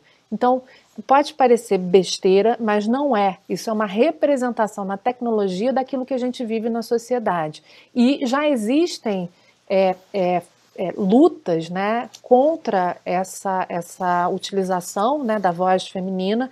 Uma dessas iniciativas é de uma voz neutra, que é desenvolvida por um laboratório na Holanda, que é a voz Q, né, o Q, que é uma voz que foi alcançada através de inteligência artificial da junção de vozes masculinas, femininas, transgêneros, e essas vozes elas se uniram através desse mecanismo para gerar uma voz que é considerada neutra, que não se consegue identificar como masculina ou feminina. Tá? Então existe luz no fim do túnel, mas por enquanto o default, o padrão que sai de fábrica, é justamente o padrão da voz feminina não ameaçadora, e não de uma voz masculina. Tá? Da mesma forma, a gente tem o uso da inteligência artificial em sistemas de recursos humanos, né, que antes, desgraçadamente, né, o recurso humano, a área de recursos humanos utilizava o jornal ou, né, o pôster colado no poste da esquina. Agora, esses sistemas eles são automatizados e geram resultados que reproduzem, de fato, aquilo que nós comumente, né, e infelizmente, reconhecemos na sociedade. Existe uma perpetuação dessa diferença de gênero a partir do momento em que se reconhece a utilização dessa tecnologia como forma de não só perpetuar, mas excluir as mulheres de determinados cargos por conta praticamente de um sistema em loop, né? E por quê? os dados que são imputados no sistema reconhecem que as mulheres recebem menos, isso é um fato, né? É incontestável, e porque elas recebem menos, como a descrição do trabalho, do emprego, reconhece um valor eventualmente superior, um valor que seria recebido por homens, o sistema reconhece que as mulheres não estariam ou aptas ou interessadas naquele determinado emprego, né? Então, esses empregos, isso foi reconhecido pela Amazon, foi reconhecido pela Google, que são as grandes, o Big Five de tecnologia, fazem parte do Big Five de tecnologia, que identificou esse viés nos sistemas de recrutamento, né, excluindo mulheres ou excluindo da pesquisa, né, de empregos que seriam altamente remunerados as mulheres, né, os anúncios, né, desses empregos não eram mostrados pelas mulheres justamente porque se reconhecia, por conta de uma falha no processamento, não só, né, no input de dados, mas na própria tecnologia, no que diz respeito àquilo que seria admitido para uma mulher. Na verdade, era reconhecido, era um sistema em loop, já foi retirado do ar, né?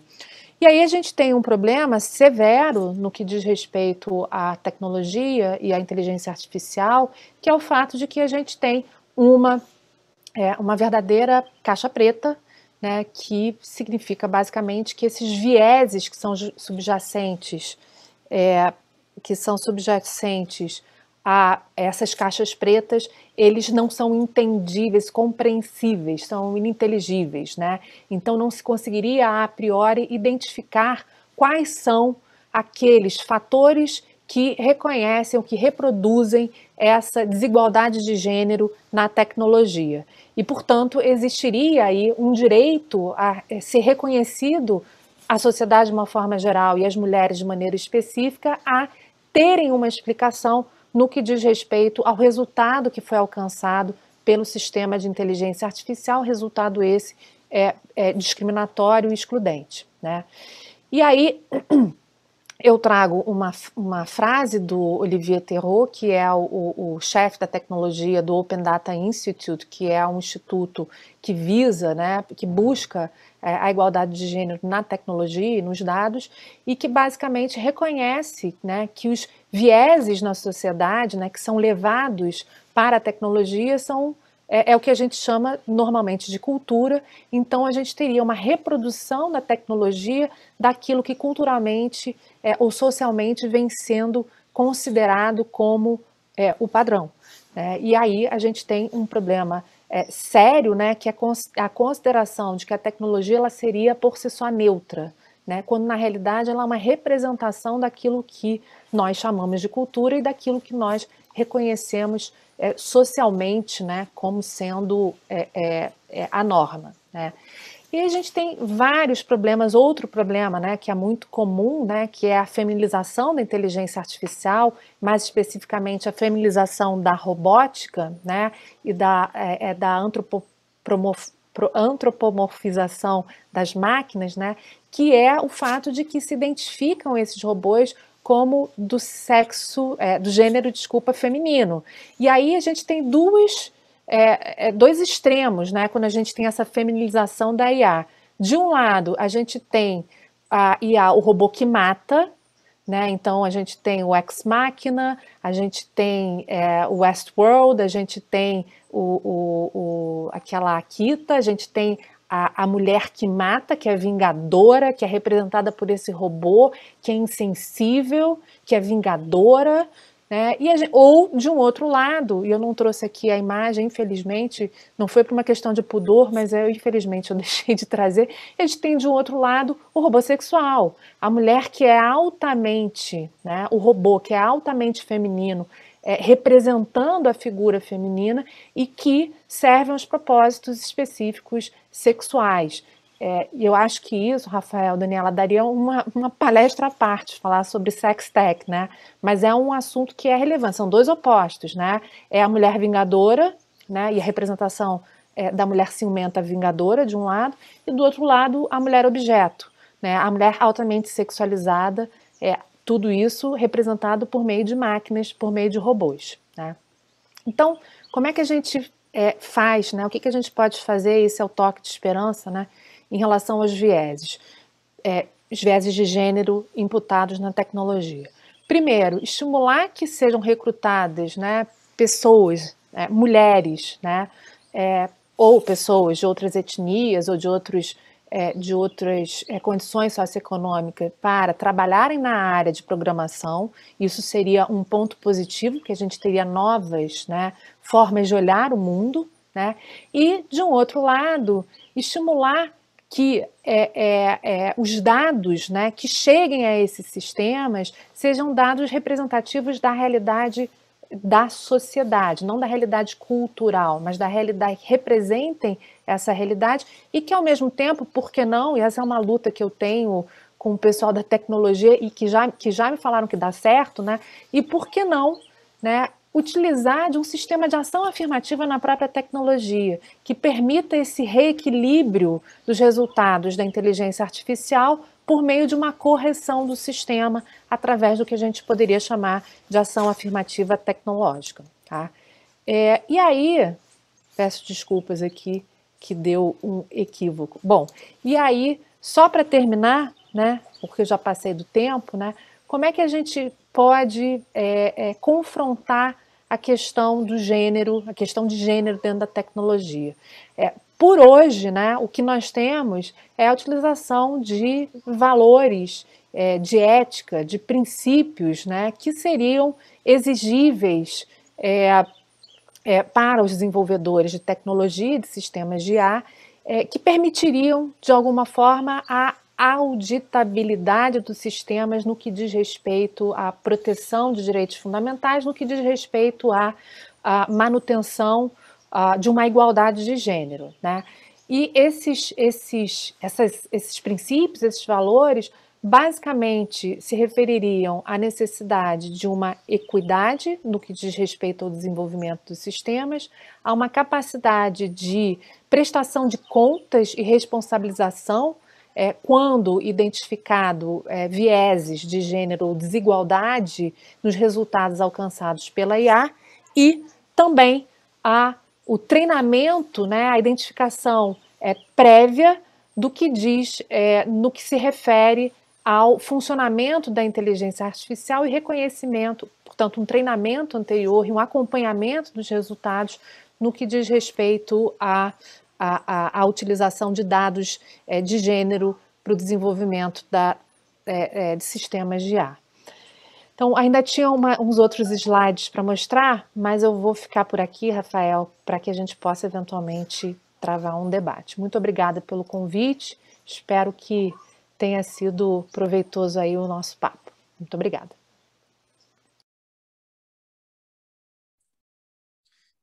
Muito obrigada, doutora Caitlin, por jogar luz aí a esse tema, né, que muitas vezes é bem nebuloso para a maioria de nós, né, e sob o qual a gente está tão envolvido, né, afinal de contas, nesse contexto digital que a gente tem vivido agora, cada vez mais a gente precisa entender como funcionam esses mecanismos, né.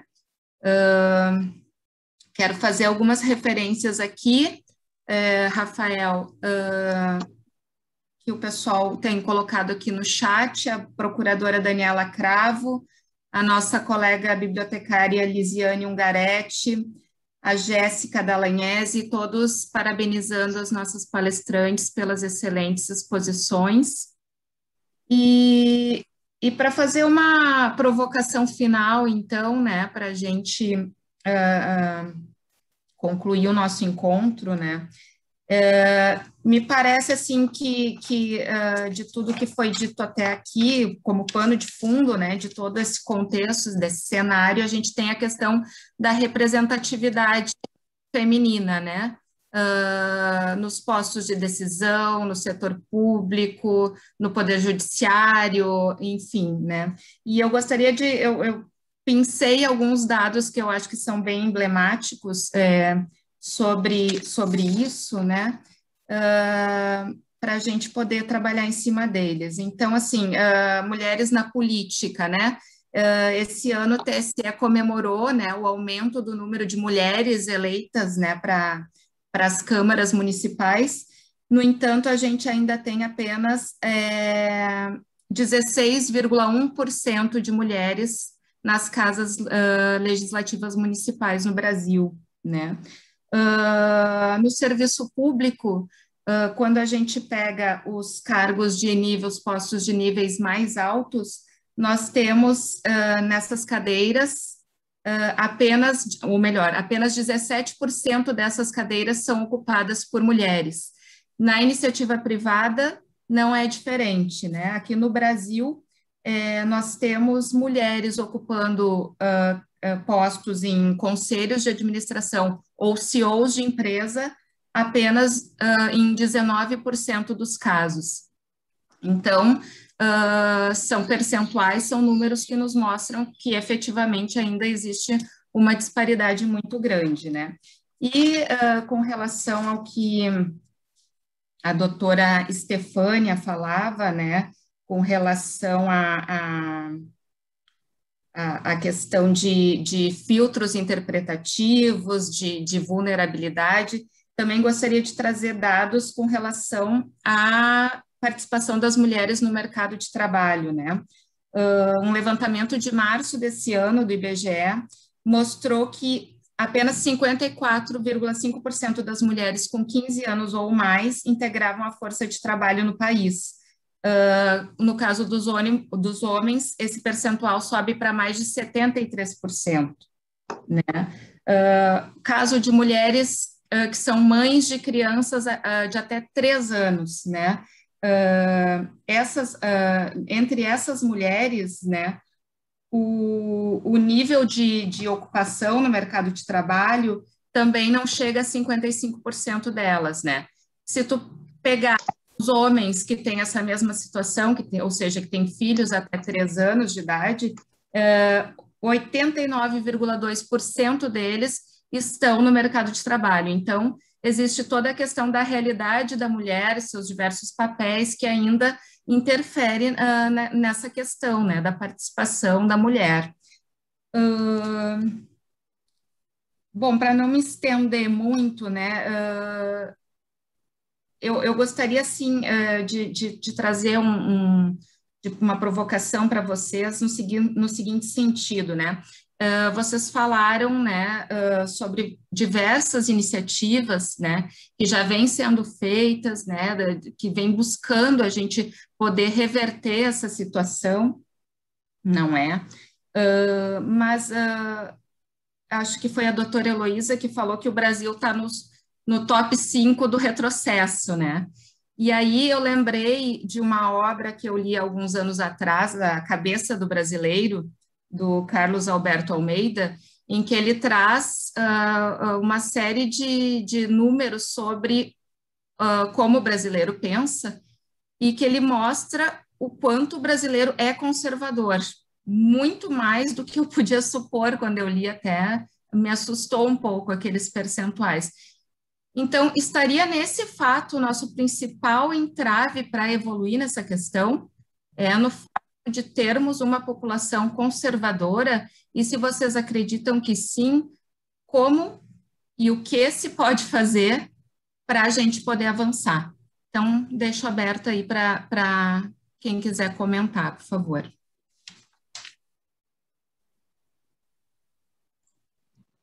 Se preferirem passar de novo na ordem,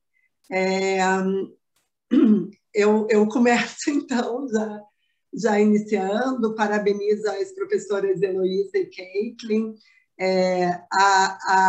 Com a professora Heloísa eu já tenho debatido esse tema do retrocesso democrático e o autoritarismo, que vai envolver um pouco a pergunta da doutora Sandra sobre essa questão do conservadorismo, e gostei muito também da apresentação da professora Caitlin, e nesse sentido, acho que a gente tem, nesse movimento neoconservador autoritário, inclusive o uso dos meios digitais para atacar as mulheres na política e atacar as mulheres jornalistas. A Unesco está com uma campanha de proteção às jornalistas mulheres por conta dos ataques digitais pessoais, né? Ameaças de morte, ameaças à família. Então, está muito pesado. Eu não sei se vocês assistiram, a Manuela Dávila é daí, na Globo News, na entrevista, justamente pelo ataque à sua família, né? Então, como isso é uma tentativa também de censura, de calar as mulheres, né? E as mulheres que têm voz nos espaços da política. Então, além da gravidade da gente não ter representação política, ainda há uma tentativa de censura das mulheres, e está muito violento com o uso dos meios digitais e de robôs, enfim. Nessa questão conservadora que a Sandra coloca, que tem a ver um pouco com a fala da professora Heloísa, e também estudo os movimentos autoritários, recentemente eu orientei uma dissertação de mestrado do Gustavo Bus, que tratou sobre a questão da laicidade no Estado constitucional. E acho que a gente também, o conservadorismo no Brasil, ele não é só um conservadorismo moral, mas ele se utiliza da religião para colocar os papéis da mulher, né, na sociedade. E a religião, ao longo da história, sempre colocou um papel do espaço privado, da submissão, da mulher que deve sofrer, da mulher que deve aguentar, da mulher que deve manter a gestação, a mulher deve ser mãe, porque a mulher vai trazer o valor moral. Então, nesse estudo, a questão é qual o espaço da liberdade religiosa no espaço político e qual que é a racionalidade. Então, a gente vê o neoconservadorismo, ele se utiliza da religião, a religião avança nos espaços políticos, a gente tem a bancada BBB, a bancada da Bíblia, né? As bancadas evangélicas, que tem a pauta do neoconservadorismo e, como a professora Heloísa colocou, se aliam ao movimento armamentista, militarização. Então, é tudo junto. A gente não pode, né? Há muitas vezes uma ideia de que esse antifeminismo é uma cortina de fumaça no movimento autoritário para tirar a atenção. Não, ele faz parte, né? Isso faz parte, isso na Hungria, na Polônia, que inclusive foi a secretária, né, do Ministério da Damares, a Gandra, foi para a Polônia paga por uma organização da ultradireita mundial para comemorar os retrocessos em matéria de direitos sexuais e reprodutivos da mulher. Então, também é preciso pensar que há um movimento mundial organizado e estruturado, né? Então, que avança no movimento antifeminista com o autoritarismo, com o valor da família, isso vem tudo junto e misturado. Esse livro que a professora Heloísa indicou, da Marina Basso Lacerda, né, do neoconservadorismo, é muito interessante, é uma tese de doutorado, na verdade, então é um estudo bastante científico que fala desse movimento. Então, ao mesmo tempo que a gente tem os movimentos feministas, a gente está no momento dos movimentos anti-feministas, e aí acho que a gente tem que pensar também dessa questão das religiões, de como as religiões se colocam anti-direitos das mulheres, como as religiões se colocam anti-direitos de minorias, e como a gente aceitou esse discurso preconceituoso anti-direitos humanos e anti-direitos fundamentais. Então, são espaços que disputam a política também, né? O ambiente da religião, ele não está só no espaço privado, como acontece na França, com o Estado laico francês, ele está no ambiente público, e ele coloca essa pauta religiosa e conservadora como pauta política e de políticas públicas anti-direitos das mulheres. Então, anti-direitos de meninas, anti-educação sexual, e aí vem o pacote completo do movimento. E aí, o que a Caitlin colocou da inteligência artificial, ela tem sido utilizada tanto pelo movimento autoritário como no movimento anti-direitos de mulheres, antifeministas. Eu não sei se vocês lembram, na época do movimento Ele Não, também como foram usados os meios digitais para desprestigiar o movimento e dizer que são, né, os estereótipos de mulheres loucas, de feministas nuas, né? Então, sempre o uso de estereótipos para desmoralizar os movimentos feministas. Enfim, então, não tem solução, mas acho que a visibilização e a discussão já é um grande passo, né? A gente precisa colocar essa discussão nos espaços, e parabenizo aí ao CEDIM, a Procuradoria do Município de Porto Alegre, por pensar em temas, né? Normalmente as procuradorias, eu vou estudar direito administrativo, que são temas próprios, direito tributário, e essas questões de gênero também envolvem vocês, né? Então, às vezes invisibilizado, mas é necessário esse compromisso de toda a sociedade. Obrigada, gente.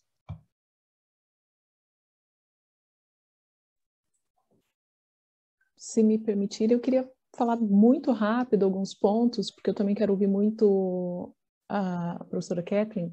Gostei demais da sua fala, então, assim, só alguns pontos.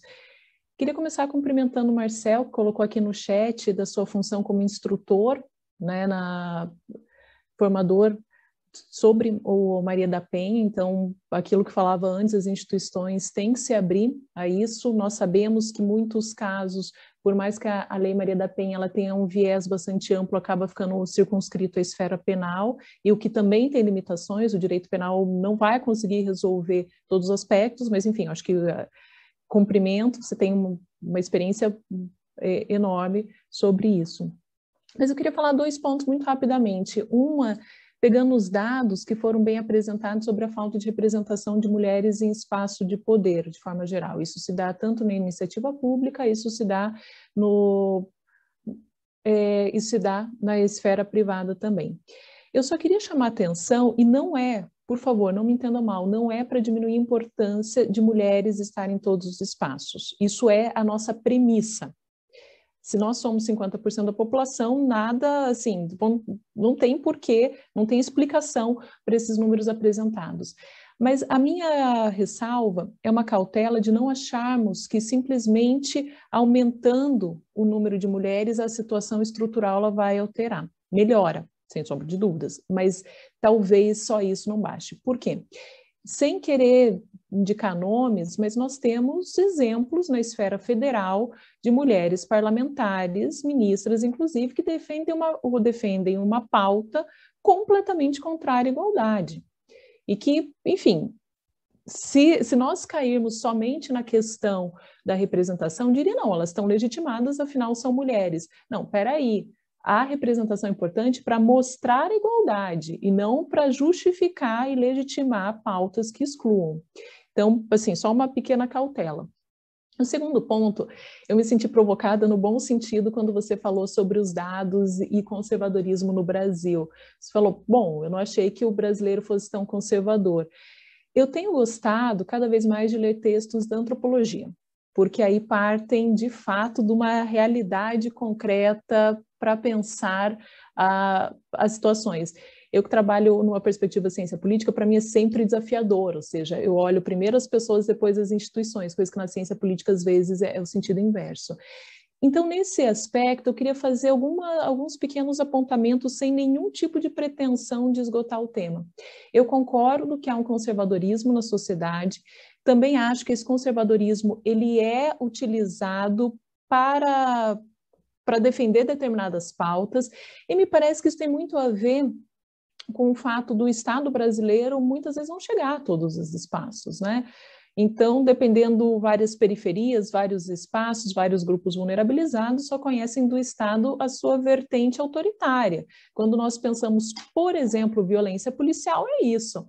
Determinados bairros, locais, uma distribuição geográfica mesmo da própria violência estatal. Não chegam determinadas políticas, mas chega a parte da violência. E isso, você pode falar, e o que isso tem a ver com conservadorismo? Isso faz com que haja uma e eu acho que é o movimento que nós estamos vivendo, uma concepção de que não é possível confiar no Estado, especialmente quando defende pautas progressistas, afinal, não se conseguiu esses benefícios em determinados grupos. Então, quais os grupos de apoio que tem? Aí entra muito no que a Estefânia falou, vários grupos religiosos, e aí que muitas vezes, numa pauta conservadora, então vai ser um looping, né? Então, já é conservador e vai sendo explorado para aumentar o grau de conservadorismo. Nesse sentido, eu queria fazer só duas indicações. Uma é uma pesquisa que foi feita, inclusive, na região de Porto Alegre, pela Rosana Pinheiro Machado. Eu não lembro o bairro, me desculpem, mas ela ouvia homens jovens, e para entender esse movimento de conservadorismo, e homens jovens que expressamente defendiam, por exemplo, a violência policial, que defendiam uma visão de gênero mais formalista, então que dividiam as mulheres entre aquelas para casar e aquelas não, e que vai mostrando um pouco também como esse processo ele tem muito a ver com a ausência de uma perspectiva econômica, de uma ausência de Estado. E o segundo ponto, pesquisa da Esther Solano, ela é uma socióloga, que às vezes, e aqui é uma pequena cautela, assim, na verdade não é cautela, é algo que eu tento levar para a minha vida. Às vezes, as pessoas não respondem bem a nomes. O que eu quero dizer com isso? Ela fez uma pesquisa em algumas periferias, ela perguntava para mulheres se elas se entendiam como feministas. E várias mulheres falavam não, especialmente de classe mais baixa. Não, feminismo não. Por quê? Porque identificava feminismo com aquilo de mulheres nuas na rua. Claro que essa identificação ela vem por todo um processo de desconstrução do feminismo, né? Não é uma coisa natural. Mas aí perguntava, e você acha que a tua filha tem que ter oportunidades iguais, tem que poder escolher a profissão livremente? Não, claro, ela tem que poder estudar, tem que poder escolher sua profissão. Então, muitas vezes, o diálogo ele fica interrompido quando a gente coloca o nome. Às vezes, sair do nome ajuda quando você vai para a essência da coisa.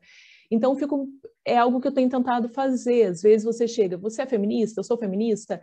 E já barra. Claro que alguns espaços não tem necessidade dessa cautela, mas dependendo do teu público, faz mais sentido você ir pela coisa sem nomear.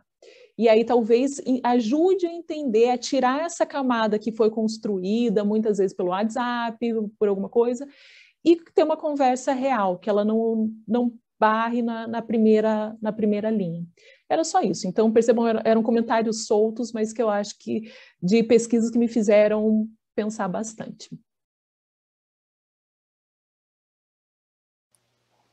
Sandra, duas palavras. Primeiro, concordar absolutamente com Estefânia e Heloísa, e puxando a brasa aqui para a tecnologia, lembrar que, além da violência que a Estefânia mencionou contra mulheres nas redes sociais e a apropriação, né, de hashtags, por exemplo, de identificação de movimentos feministas com uma finalidade de justamente, né, tirar a legitimidade desses movimentos, a gente tem também a possibilidade da manipulação que já foi identificada, por exemplo, no caso da Cambridge Analytica, né?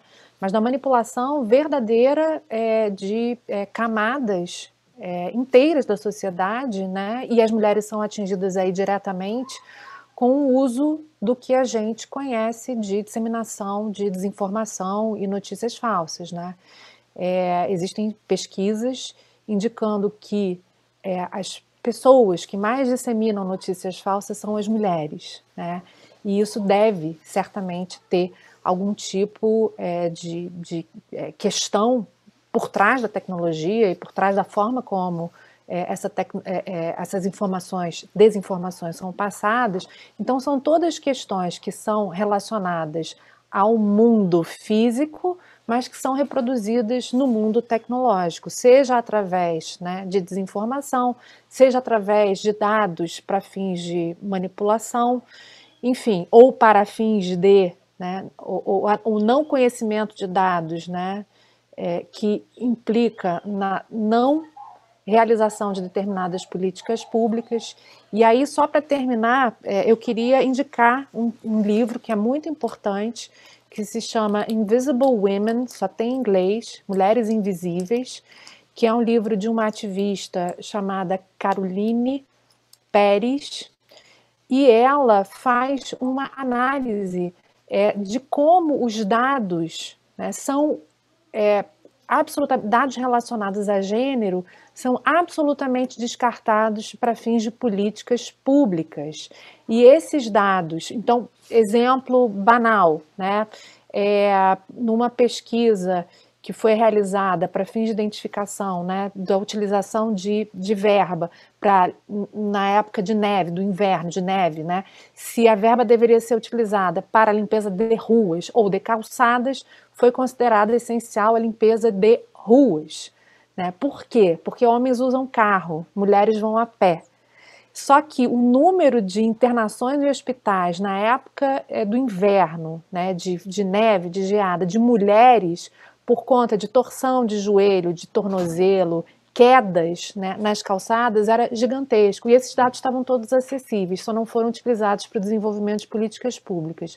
Agora, se você somar esses dados à utilização de tecnologia para fins, né, de busca de determinados resultados, a gente tem um problema seríssimo, que é a manutenção dessa cultura, né, manutenção da cultura do patriarcado na implementação de políticas. Né? Então, recomendo fortemente a leitura desse livro, Invisible Women, Mulheres Invisíveis. Vale a pena. Muito obrigada. Eu vou abrir aqui, se alguém quiser também fazer mais alguma pergunta, algum comentário. Sei que o Dr. Rafael gostaria de fazer uma pergunta, então, por favor, Rafael. Primeiro, eu queria agradecer às professoras Heloísa, Caitlin e Stefania por terem aceito o nosso convite mais uma vez. Foram palestras brilhantes. E esse ciclo de palestras, inicialmente era uma simples live. Nós faríamos simplesmente uma live sobre racismo estrutural, e em função da provocação de alguns colegas, ele foi ampliando. No final, fizemos um ciclo de palestras, tivemos aqui durante 3 manhãs, envolvendo temáticas sobre discriminação racial, discriminação de orientação sexual e, finalmente, agora, discriminação de gênero. Mas a minha pergunta é a seguinte, principalmente a partir do mandato do ex-presidente Lula, nós tivemos uma significativa alteração da composição do STF. E a partir dessa alteração da composição do STF, nós tivemos uma pauta mais progressista. Vale aqui lembrar a decisão envolvendo as cotas raciais, ações afirmativas, a consolidade, tanto no serviço público quanto nas universidades públicas. Também a questão da questão envolvendo a união homoafetiva também, que eu acho um grande marco também. Eu queria, então, que vocês falassem um pouco qual a visão de vocês no que diz respeito à efetivação da igualdade de gênero. E uma segunda questão é que eu estava lendo uma pesquisa que desde 2014 nós não temos indicação de nenhuma mulher para os tribunais superiores. Leia-se aí, STF, STJ, TST e o Superior Tribunal Militar. Eu queria ver também a opinião de vocês a respeito dessa falta de indicações desde 2014. Rafael, bom, agradeço novamente, parabenizo novamente essa preocupação. Acho que é importante a gente assumir os papéis políticos também no direito, e isso, como professora de direito constitucional, nesse momento turbulento, né, tanto em relação aos temas da mulher, mas os temas de erosão democrática, autoritarismo, tenho pensado muito do direito constitucional e a política. Por que professor de direito constitucional fala tanto de política, né? Porque a gente estuda a estrutura política, a Constituição é a estrutura política do Estado e, na verdade, não tem que ser separado, né? A gente tem aí um papel político também na interpretação do direito, né? A interpretação do direito, ela não é neutra, a elaboração do direito não é neutra, ela tem ideologia por trás, e a gente precisa avançar nisso e assumir até as escolhas do tema, por exemplo, a escolha dos temas das palestras, as escolhas dos temas das disciplinas, a escolha do que no ensino jurídico, de quais decisões judiciais, tudo são também escolhas políticas, né? Além de escolhas pedagógicas, metodológicas sobre o direito constitucional. Mas a questão da efetivação da igualdade de gênero, a gente está num momento, especialmente, né, essa onda conservadora que, como a professora Heloísa, não é de hoje, ela já vem vindo há um tempo, mas ela ganha muita força no Brasil aí nos últimos 6 anos, e com esse governo, acho que a gente tem aí uma tentativa de silenciar e de retroceder em matérias de direitos das mulheres. Já começa com o Ministério da Família, né? Que já põe Ministério da Família, da Mulher e dos Direitos Humanos. Então, assim, com a Damares como ministra da Família e dos Direitos Humanos, então isso é bastante preocupante. Eu acho que a gente, embora possa promover lutas no espaço dos tribunais, que vejo como espaços democráticos também, então a gente tem toda uma discussão teórica, né, democracia e constitucionalismo, cortes e legislaturas, mas me parece que todos os espaços são importantes, o espaço da rua, o espaço do legislativo e o espaço dos tribunais. Só que no legislativo, o retrato do Brasil é um retrato conservador de homens brancos, antidireitos das mulheres, antidireitos LGBTQ e mais, enfim. Então, acho que eu não vejo avanço. A gente pode ter, nesse momento, um pouco mais de contenção desses retrocessos pelo Poder Judiciário, né? Mas, como você falou, a nomeação dos tribunais superiores, que não teve nomeação de mulheres. Eu acho que é muito difícil que tenha no governo Bolsonaro indicação de mulheres, né? É um governo que ele não é nem sutil, não é sutil o antagonismo ao movimento das mulheres. Ele é explícito em relação a isso, ele ganha voto com esse discurso antidiscriminatório contra mulheres, contra gays, e ele foi eleito com esse discurso, inclusive, né? E aí as pautas identitárias, elas são muito complexas, né? A gente tenta nomear, e aí teve até uma polêmica com Eduardo Leite, recentemente, que assume, né, a sua orientação sexual, e a crítica é mas ele votou no Bolsonaro. É importante que ele assuma isso enquanto um homem público, né, no espaço que ele ocupa, mas a questão é, vários gays votaram no Bolsonaro. Eu tenho vários amigos gays que a pauta identitária não é a pauta mais importante para eles. Tá? Então, por quê? Porque eles estão incluídos, estão numa outra classe social, não sentem tanto a violência. Então, como resolver isso, né? Então, mulheres que votaram no Bolsonaro. Então, embora fosse esse discurso, mas eu acho que, assim, no atual momento, se por um lado a gente não vê esse movimento da política, dentro dos tribunais há vários movimentos. Então, a gente tem a JUF Mulheres, que tem feito um trabalho bem bacana.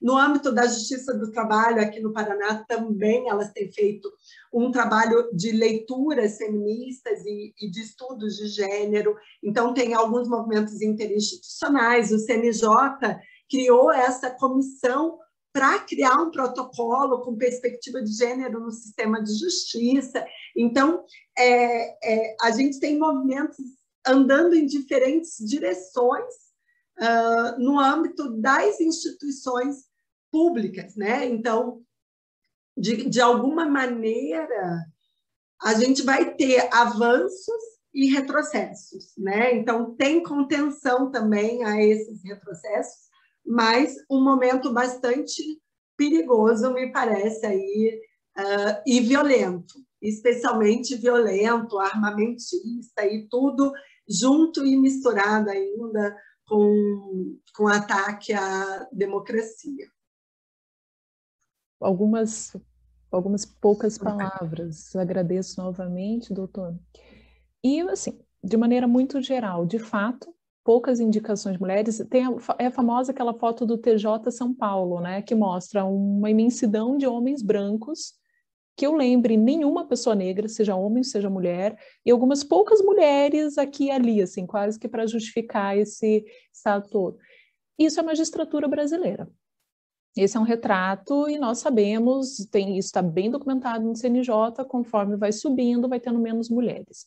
Então, até aí, o que eu vou falar é muito absurdo, é o normal da maneira como atua. E não houve tempo suficiente para mudar isso, e agora nós sabemos que é um processo que está bloqueado. Se for nomeada uma mulher, vai ser a mulher mais conservadora e menos direitos de mulheres que houver. Então, assim, também, de novo, se for nomeada uma mulher, até poderia, mas não vai melhorar a situação. Sobre a situação do STF, eu acho que não é nem cautela, mas de maneira muito realista, que nos próximos anos não vai assumir uma pauta progressista de maneira direta. No máximo, barrar retrocessos. Por vários motivos. Nós sabemos, estudando os tribunais, que eles, tudo bem, é uma esfera importante, contra-majoritária, mas eles não agem, ou pelo menos a tendência é ser mais progressista quando a política assim é. E a ser mais conservadora quando a política assim é. Eles não são um Estado que, assim, uma instituição que paira na sociedade. E o STF tem sofrido inúmeras críticas e aquela coisa que num determinado momento tem que fechar, tem que perseguir os ministros, então ele já está sob ataque. Neste momento, defender de retrocesso eu acho que é o que o tribunal pode, porque ele também está ameaçado. Talvez vocês poderiam dizer, mas isso é só uma bravata. Pode ser, mas do ponto de vista simbólico, há uma ameaça constante. Então, eu vejo que os próximos anos vão ser difíceis e nem mesmo os tribunais, eu acho que vão ter possibilidade de mudar isso. Qual que eu acho que é um caminho possível? Fazer trabalho de formiguinha. Porque essas questões federais, elas têm repercussões nos estados e nos municípios. Então, o exemplo que eu citei anteriormente é o Observatório das Escolas Militarizadas. É um decreto federal. No caso do Paraná, tem um decreto estadual, estão surgindo as escolas e já há também denúncias de violação de direitos. Então, o observatório está tentando mapear e ver o que acontece. Eu acho que o caminho é esse, sejam através das instituições, sociedade civil, olhar no município, olhar nos estados, porque aí consegue barrar de maneira talvez mais efetiva, mais concreta, alguns desses retrocessos. Claro que, eventualmente, recorrer ao STF é um caminho possível, mas seja porque eu acho que o tribunal está ameaçado, seja pela mudança da composição, e seja porque judicializar sempre é um caminho arriscado em alguns assuntos, talvez o cálculo político ele seja de não judicializar alguns temas, pelo menos não no STF. Então, é um caminho que ali eu não colocaria muita esperança, porque o cenário geral ele não é de nem um pouco esperança, me parece. Mas é isso. Obrigada, doutora Caitlin. Gostaria de comentar, e aí também já vamos encaminhando, né, para a conclusão do nosso encontro aqui, por favor. Sandra, de acordo com Heloísa e com Estefânia, vou me calar diante das considerações, de acordo 100%. Então tá, fazer só uma menção aqui, a doutora Sinara de Araújo Vila também, que se manifestou aqui no chat,